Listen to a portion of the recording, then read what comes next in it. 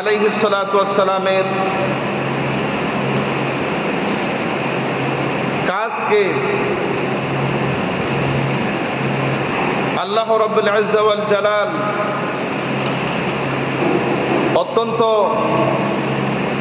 প্রিয় খলিল সৈয়দানা ইব্রাহিম আলাইহিস সালাতু ওয়াস সালামের কাছ থেকে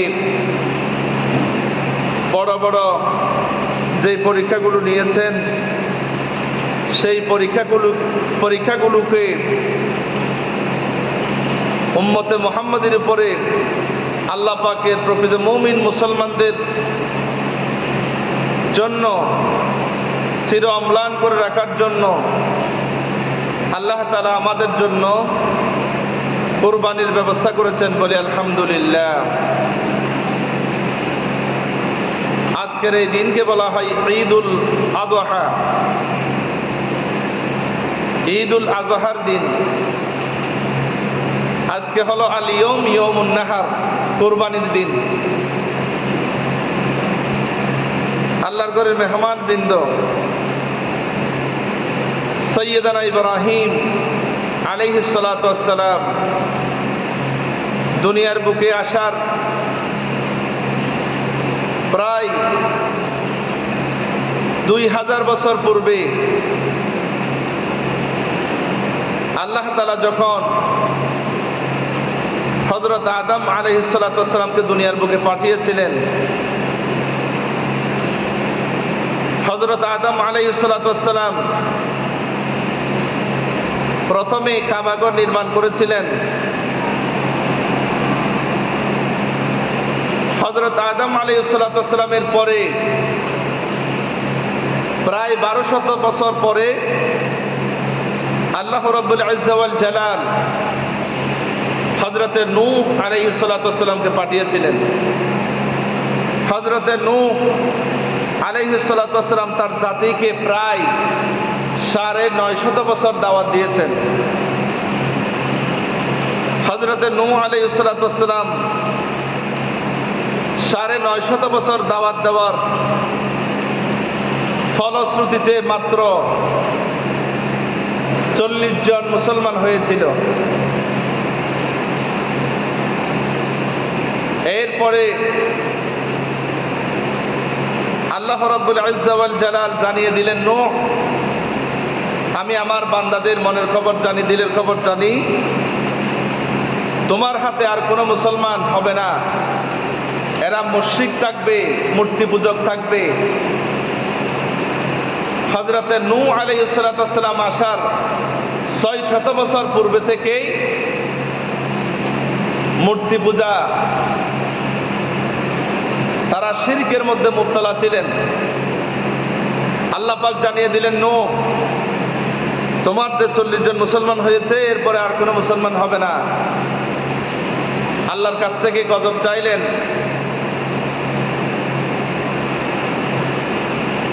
হযরতে নূহ আলাইহিস সালাতু ওয়াস সালাম বলেন, আল্লাহ, যেহেতু আমার উম্মত, আমার জাতি হেদায়েত হবে না, মুসলমান হবে না, এরা শিরকের মধ্যে, মূর্তি পূজার মধ্যে মুবতলা থাকবেন, সেহেতু এদেরকে জীবিত রেখে এদের আন্ডা বাচ্চাকে শিরকের সুযোগ দিয়ে গোটা দুনিয়াকে নাপাক করার দরকার নাই।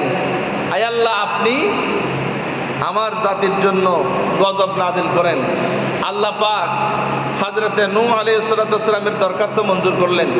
আল্লাহ পাক বললেন, নূহ, সমস্ত প্রাণী থেকে এক জোড়া করে এবং 40 জন যে মুসলমান হয়েছে তাদেরকে নিয়ে একটা নৌকা কিস্তি বানিয়ে তুমি এবং তোমার উম্মতদেরকে নিয়ে জোড়ায় জোড়ায় প্রত্যেকটি প্রাণী নিয়ে কিস্তির মধ্যে উঠে যাও, আমি গজব দেব। তখন হযরতে নূহ আলাইহিস সালাতু ওয়াস সালাম সাফিনা, কিস্তি নৌকা তৈরি করলেন এবং এই নৌকার মধ্যে মুসলমানদেরকে নিয়ে হযরতে নূহ আলাইহিস সালাতু ওয়াস সালাম যখন আরোহণ করলেন, তখন আল্লাহ পাক এমন আযাব গজব দিলেন যেই গজবের কারণে গোটা দুনিয়া প্লাবিত হয়ে এমনকি মক্কা মুকাররমা পর্যন্ত, খানায়ে কাবা পর্যন্ত ধ্বংস হয়ে গিয়েছিল। এরপরে খানায়ে কাবার মধ্যে বন জঙ্গল আগাছায় ভরে গেল।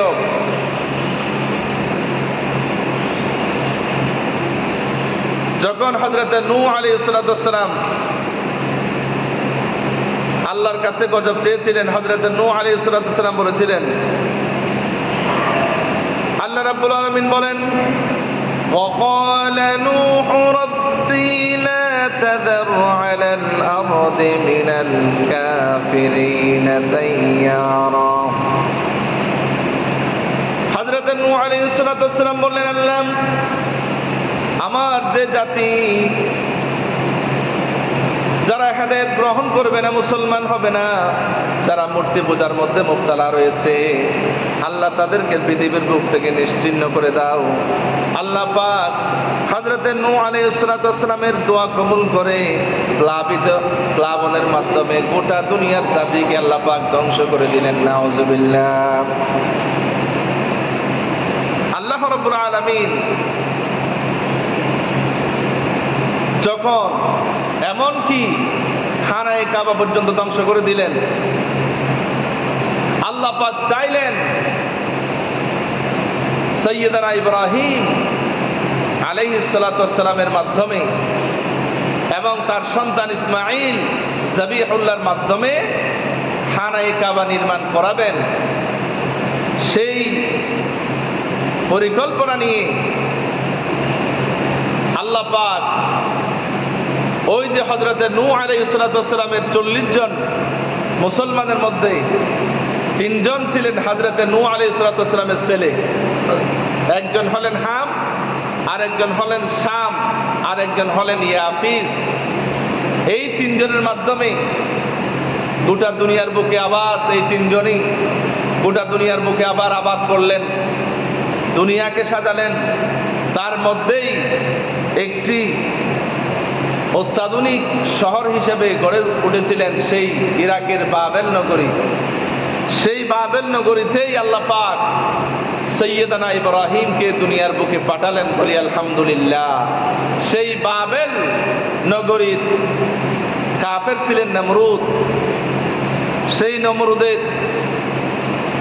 নমরুদকে আল্লাহ পাক স্বপ্নে দেখালেন যে তোমার ইরাকের বাবেল নগরীর তোমার বাদশাহী তাউস এমন একটি ছেলে আসবে, সেই ছেলের মাধ্যমে গোটা দুনিয়ার তোমার বাদশাহী, তোমার খোদাই সবকিছু ধ্বংস হয়ে যাবে। তখন তিনি দুনিয়ার বুকে যত সন্তান ভূমিষ্ঠ হবেন সেই সন্তানদেরকে মারার জন্য পরিকল্পনা করলেন। এই পরিকল্পনার ডিরেক্টর বানালেন আজরকে। হযরত ইব্রাহিম আলাইহিস সালামের পিতা আজরকেই প্রধান সচিব বানিয়ে দিলেন, ডিরেক্টর বানিয়ে দিলেন, হেড অফ দ্য ডিপার্টমেন্ট বানিয়ে দিলেন। আল্লাহ পাক বললেন, নমরুদ, তোমার সেই প্রধান সচিব, তোমার প্রধান পিএস, তোমার প্রধান ডিরেক্টর, এর পেটের মাধ্যমে, এর নুতফা দিয়া আমি আমার খলিলকে দুনিয়ার বুকে আমি আবির্ভূত করব। বলি আলহামদুলিল্লাহ। আল্লাহ রাব্বুল আলামিন সাইয়্যিদানা ইব্রাহিমকে আজরের মাধ্যমে ইরাকের বাবেল নগরীতে আল্লাহ পাক প্রেরণ করলেন। বলি আলহামদুলিল্লাহ। সাইয়্যিদানা ইব্রাহিম আলাইহিস সালাম দুনিয়ার বুকে আসার পরেই খুঁজতে লাগলেন আমার রবকে। তিনি আল্লাহকে খুঁজতে লাগলেন। আল্লাহকে খোঁজার মাধ্যমে, তাওহীদের চেরাগ জ্বালানোর মাধ্যমে গোটা বাবেল নগরীর খ্রিস্টান নমরুদ মূর্তি পূজকদেরকে তাদের সমস্ত মূর্তি পূজার অসারতাকে নিজের আঙ্গুল দিয়ে, নিজের বুদ্ধি মত্তা দিয়ে সবগুলিকে দেখিয়ে দিলেন। বলি আলহামদুলিল্লাহ। এবং সেই যুগে যেই যুগে মূর্তি পূজায় গোটা দুনিয়া প্লাবিত ছিল, সেই সময় আল্লাহ পাকের নাম নেওয়ার মতো একজন মুসলমানও ছিল না। সেই সময় আল্লাহ পাকের খলিল সৈয়দানা ইব্রাহিমকে আল্লাহ পাক গোটা দুনিয়ার মানুষের বিরুদ্ধে, রাষ্ট্রশক্তির বিরুদ্ধে তাওহীদের চেরাগ জ্বালানোর জন্য আল্লাহ পাক সৈয়দানা ইব্রাহিমকে বাবেল নগরীর দুনিয়ার বুকে পাঠিয়েছেন। বলি আলহামদুলিল্লাহ। সৈয়দানা ইব্রাহিম দুনিয়ার বুকে আসার পরে, বাবেল নগরীতে আসার পরে দুনিয়ার কোন রাষ্ট্রশক্তি, দুনিয়ার কোন শক্তিকে, অপশক্তিকে হযরত ইব্রাহিম পরোয়া করেন নাই। হযরত ইব্রাহিম আলাইহিস সালাতু ওয়াস সালাম সেই এমনকি নিজের জন্মদাতা পিতা পর্যন্ত হযরত ইব্রাহিমের বিরুদ্ধে চলে গেল এবং এই মূর্তি পূজার বিরুদ্ধে, তাদের শিরকের বিরুদ্ধে কথা বলার কারণে তারা পরিকল্পনা করলো আল্লাহ পাকের খলিল সৈয়দানা ইব্রাহিমকে অগ্নিকুণ্ডে আগুনের মাধ্যমে হত্যার, চিরস্থায়ীভাবে হত্যার পরিকল্পনা গ্রহণ করলো। বলি না আউযু বিল্লাহি মিন যালিক। কিন্তু আল্লাহ পাক যাকে বাঁচাতে চান, দুনিয়ার বুকে যদি গোটা দুনিয়ার 800 কোটি মুসলমানও যদি চেষ্টা করে, আল্লাহ পাক যদি দুনিয়ার বুকে বাঁচিয়ে রাখতে চান, গোটা দুনিয়ার 800 কোটি মানুষও যদি চেষ্টা করে, এই আল্লাহর বান্দার একটা গায়ের লোমও স্পর্শ করার ক্ষমতা কারো নাই। বলি আলহামদুলিল্লাহ। কারণ হায়াত এবং মৌতের মালিক একজন, তিনি হলেন আমার আল্লাহ। আল্লাহ রাব্বুল আলামিন বলেন, আল্লাযী খালাকাল মাউতা ওয়াল হায়াতা লিয়াবলুয়াকুম আইয়ুকুম আহসানু আমালা ওয়া হুয়াল আজিজুল গফুর। আল্লাহ পাক বলেন, ওই সত্তার যিনি প্রথমে এই মৃত্যুকে সৃষ্টি করেছেন, এরপরে মানুষকে জীবন দান করেছেন। মানুষকে জীবন দেওয়ার অর্থ হলো লিয়াবলুয়াকুম আইয়ুকুম আহসানু আমালা। দুনিয়ার বুকে মানুষদেরকে পাঠিয়েছেন নেক আমল করার জন্য। নেক আমলের মাধ্যমে আল্লাহর প্রকৃত মুমিন মুসলমান বান্দাদেরকে পরীক্ষা করার জন্য আল্লাহ পাক জীবন দান করেছেন। বলি আলহামদুলিল্লাহ। আমরা মনে করি আল্লাহ পাক আমাদেরকে বানিয়েছেন শুধু দুনিয়া কা মজা লে লো, দুনিয়া তোমারই হ্যাঁ, খাও দাও ফুর্তি করো, নো চিন্তা ঢু ফুর্তি। দুনিয়ার মধ্যে খাবো দাবো, ঘর সংসার করব, মানুষের উপর জুলুম করব, তারপরে মানুষের সম্পদ আত্মসাৎ করব, ভোগ করব, হারাম খাবো। সেই মানুষেরা মনে করে হারাম এই মুখ দিয়া ঢুকাবো, কিন্তু বের হওয়ার কোনো রাস্তা থাকবে না।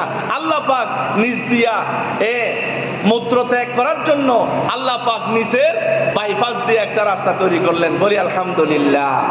মানুষেরা হারাম খাই জন্মের, পাইকারি দরে হারাম খায়, মানুষের উপর জুলুম করে, মানুষের সম্পদ আত্মসাৎ করে। মানুষ মনে করে হারাম খাবো, কিন্তু এই হারাম পেট থেকে বের হবে না। তারা মনে করে আর কোনো রাস্তা নাই।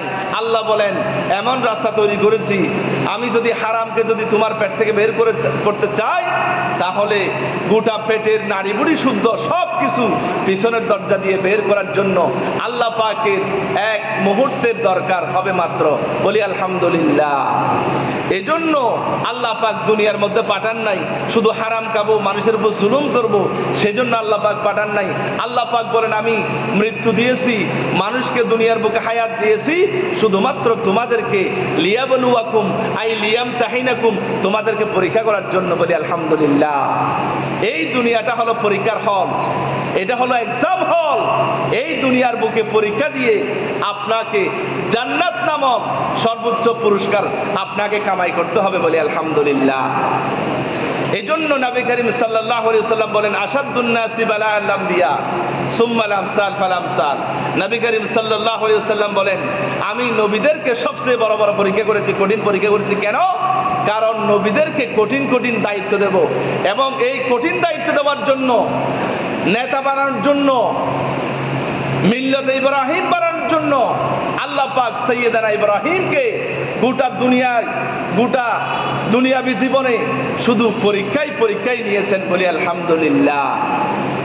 এজন্য যাদের ঈমান দুর্বল তাদের কাছ থেকে আল্লাহ পাক কঠিন পরীক্ষা নিবে না। যাদের ঈমান শক্ত, যারা প্রকৃত মুমিন মুসলমান, যাদের পরিপূর্ণ 100% ঈমান রয়েছে, আল্লাহ পাক তাদের কাছ থেকে বড় বড় পরীক্ষা নিবেন বলি আলহামদুলিল্লাহ। কিন্তু যাদের ঈমান দুর্বল, যারা মুনাফিক, বেঈমান, নাফরমান, শারাবি, কাবাবি, যারা দুনিয়ার লোভের মধ্যে, দুনিয়ার মোহের মধ্যে যারা মুবতালা হয়ে গেছে, ডুবে গেছে, আল্লাহ পাক তাদের কাছ থেকে দুনিয়ায় পরীক্ষা নিবেন না। যাদের ঈমান যত বেশি বৃদ্ধি পাবে, যারা বেশি তাকওয়াবান হবে, আল্লাহ পাক তাদেরকে পরীক্ষা করে তাদেরকে খাঁটি বানিয়ে জান্নাতের মেহমান বানানোর জন্য আল্লাহ পাক দুনিয়ার বুকে পরীক্ষা করেন বলি আলহামদুলিল্লাহ। তেমনি আল্লাহ পাক পরীক্ষা নিয়েছিলেন সাইয়েদানা ইব্রাহিম আলাইহিস সালাতু ওয়াস সালাম। গোটা দুনিয়ার বুকে বাবেল নগরীতে যখন হযরত ইব্রাহিমকে আগুনে পোড়ানোর জন্য যখন মূর্তি পূজার বিরুদ্ধে অবস্থান নিলেন সাইয়েদানা ইব্রাহিম, হযরত ইব্রাহিম যখন বললেন,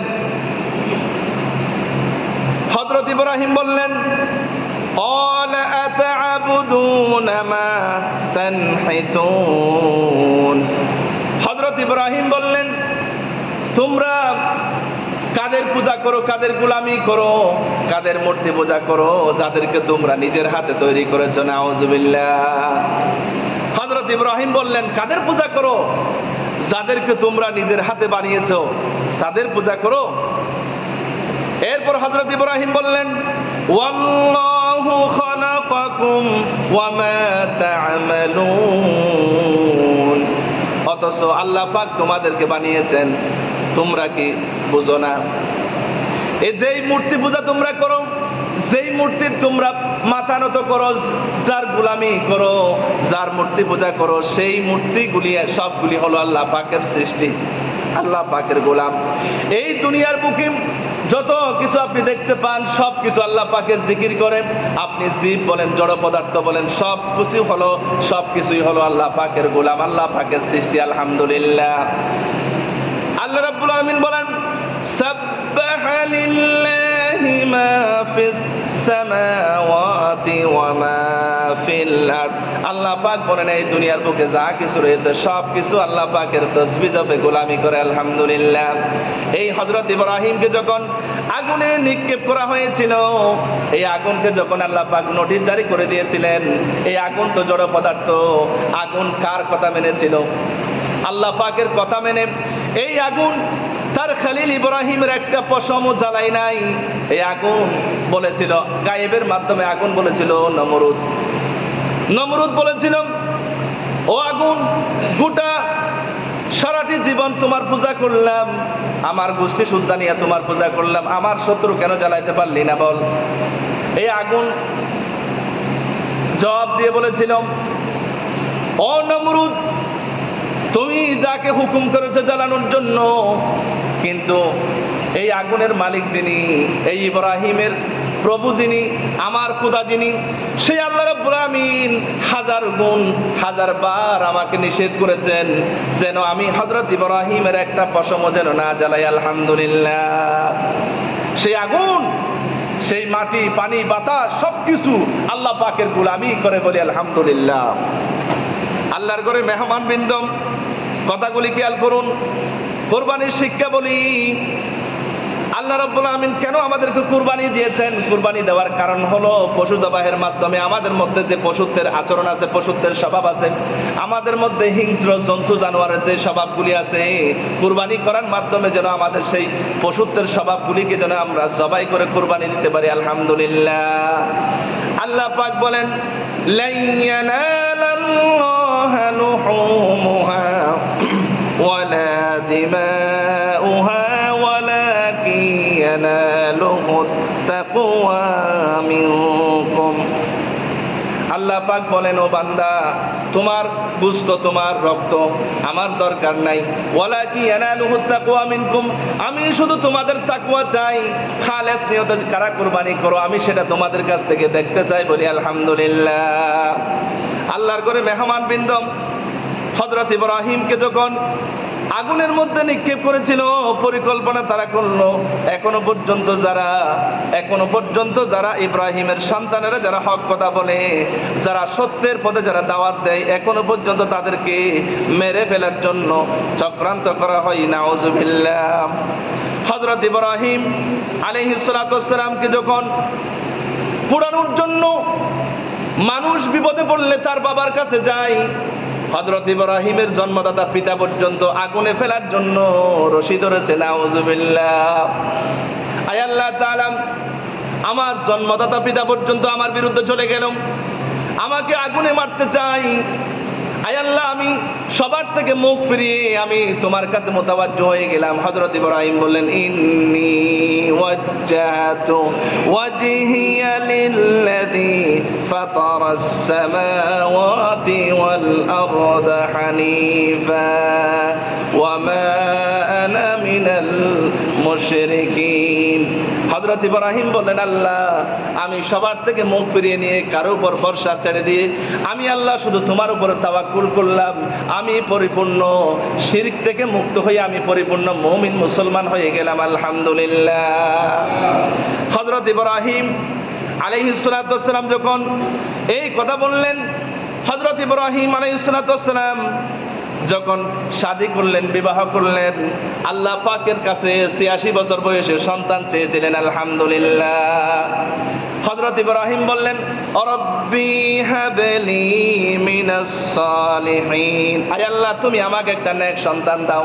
আল্লাহ পাক বললেন, আমি তোমাকে একটি গোলামে হালিম, সহনশীল, ধৈর্যশীল সন্তানের সুসংবাদ দিয়া দিলাম। আলহামদুলিল্লাহ। আমার ঘরের মেহমান বিন্দু, আল্লাহর ঘরের মেহমান বিন্দু, খেয়াল করুন, সন্তান চাইতে হবে একজনের কাছে, তিনি হলেন আমার আল্লাহ। দুনিয়ার বুকে অনেক মানুষ ইসলামিক জ্ঞান না থাকার কারণে মাজারে চলে যায়, খাজা বাবা, এরপরে কচ্ছপের কাছে, গজাল মাছের কাছে সন্তান চাই। সন্তান দেওয়ার মালিক, নেওয়ার মালিক একজন, তিনি হলেন কে? আমার আল্লাহ। এখান থেকে শিক্ষা হলো, রব্বি হাবলি মিনাস সালিহিন। আল্লাহ পাক হযরত ইব্রাহিমকে ৮৬ বছর বয়সে হযরত ইসমাইলকে দিয়েছেন, ১০০ বছর বয়সে হযরত ইসহাককে দিয়েছেন। এই ৮৬ বছর পর্যন্ত হযরত ইব্রাহিম সন্তান চাওয়ার সাথে সাথেই সন্তান দেন নাই। ৮৬ বছর বয়সে আল্লাহ পাক সন্তান দিলেন। আর আমার দেশে কারো যদি ১ বছর ২ বছর যদি সন্তান না হয়, তারপরে বলেছে পীর ধরতে হবে, মাজারে যেতে হবে। বলি নাউজুবিল্লাহ। ১ বছর ২ বছর যদি সন্তান না হয়, ৫ বছর যদি না হয়, অধৈর্য হয়ে যায়, তারপরে স্ত্রীর উপর অত্যাচার করে। সন্তান দেওয়ার মালিক, নেওয়ার মালিক, এখানে কারো কোনো ইন্টারফেয়ার নাই, এখানে কারো কোনো অথরিটি নাই, পাওয়ার নাই, ক্ষমতা নাই, স্ত্রীরও নাই, স্বামীরও নাই। আল্লাহ পাক বলেন, হুয়াল্লাযী ইউসাউবিরুকুম ফিল আরহামি কাইফা ইয়াশা। আল্লাহ বলেন, আমার ইচ্ছে হলে আমি সন্তান দিই, আমার ইচ্ছে হলে আমি সন্তান দিই না। বলি আলহামদুলিল্লাহ। আল্লাহ পাক যখন সন্তান দিলেন, আল্লাহ বললেন, তোমার সন্তানের প্রতি মহব্বত বেড়ে গেল, আমার প্রতি মহব্বত কতখানি দেখতে চাই, তোমার সন্তানকে তুমি জবাই করো। হযরত ইব্রাহিম আলাইহিস সালাতু ওয়াস সালামকে প্রথমে স্বপ্নে দেখালেন আল্লাহ পাক। হযরত ইব্রাহিম উটকে কুরবানি করলেন, একবার, দুইবার নয়, ৩ বার পর্যন্ত উট কুরবানি করলেন। কিন্তু আল্লাহ পাক বললেন, না, তোমার প্রিয় বস্তুটা কুরবানি করো। হযরত ইব্রাহিম বুঝতে পারলেন, আমার প্রিয় বস্তু দুনিয়ার বুকে আমার সন্তান ছাড়া আর কেউ নাই, সুতরাং আমার সন্তানকে কুরবানি করার জন্য আল্লাহ পাক আদেশ করেছেন। আলহামদুলিল্লাহ। আল্লাহর করে মেহমান বিন্দু সন্তানের কাছ থেকে পরামর্শ চাইলাম। আল্লাহ পাক হুকুম করলেন, সন্তানকে জবাই করো। তাহলে কেন সন্তানকে জিজ্ঞেস করতে হবে বলুন? আল্লাহ পাক যে বললেন, আমি তোমাকে এমন গোলাম দিয়েছি, গোলামে হালিম, ফাবাশশারনাহু বিগুলামিন হালিম, এমন ধৈর্যশীল গোলাম দিয়েছি। কেমন গোলাম দিয়েছি জিজ্ঞেস করো, সে জবাইয়ের মধ্যে আল্লাহর বিধানে রাজি আছে কিনা। আলহামদুলিল্লাহ। তাহলে এখানেই শিক্ষা হলো, আল্লাহ পাক যেহেতু হুকুম করেছেন, তাহলে আর ইসমাইলকে জিজ্ঞেস করার দরকার কি? ইসমাইলকে যদি জিজ্ঞেস করা লাগে, তাহলে আল্লাহর বিধান তো ছোট হয়ে যাবে। এটা নয়, কেমন সন্তান দিয়েছি আমি ইব্রাহিম, দেখো, তোমার সন্তানকে জিজ্ঞেস করো আমার হুকুমে রাজি আছে কিনা। সৈয়দনা ইব্রাহিম বললেন, ফালাম্মা বালাগা معه السعي قال يا بني إني أرى في المنام সন্তান যখন চলাফেরা করতে পারেন, বাবার সাথে হাত ধরে হাঁটতে পারে, চলতে পারে, সন্তান যখন একটু বড় হলো, প্রতিটা বাবার মোহাব্বত সন্তানের প্রতি বেড়ে যায়। আল্লাহ পাক তার খলিল ইব্রাহিমকে পরীক্ষা করার জন্য আল্লাহ পাক অর্ডার করলেন, তোমার ছেলেকে জবাই করো। এরপরে সন্তানকে জিজ্ঞেস করতেছি, ইয়া বাতি ফাল ইন্নী আরা ফিল মানামি আন্নী আযবাহুক। ও আমার কলিজার টুকরা সন্তান, ইয়া বুনাইয়া, ও আমার কলিজার টুকরা সন্তান, আমি স্বপ্নে দেখলাম তোমাকে যেন আমি জবাই করতেছি।